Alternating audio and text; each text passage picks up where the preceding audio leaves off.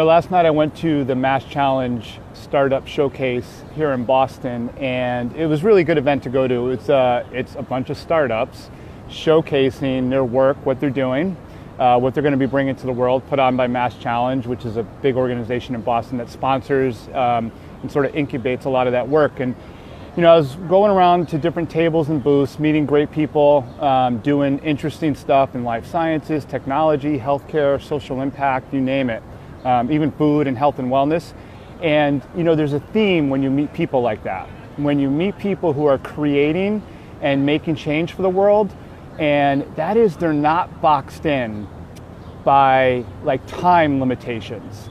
And I was thinking about this, and I think about this regularly, but I was really thinking about it last night after I attended this event too, and the people that I spoke with there, is we get conditioned to believe in our society now that you have plans, you have a path you follow, and it takes a year to do this, 2 years to do that, 5 years to do this, 10 years to elevate to this level.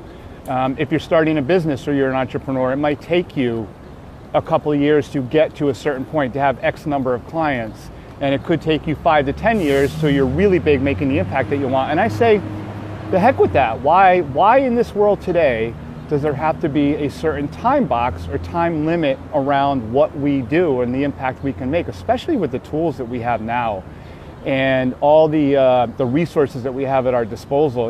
I'm really technically as a career coach, and I'm very open about this. I've been doing what I do for over a year, but I started with leadership, and I've really been doing the career coaching not even for a full year. And I am much further along than I ever envisioned. 2 years ago, I was somebody who was saying, I'm not an entrepreneur. I'm not going to start my own business. I don't have this in me. How am I going to do this? And now I'm like, actually, I'm so antsy that, I haven't reached. I'm not as big as I want to be. I want to be so much further along, and I know there's nothing stopping me, and I'm going to get there.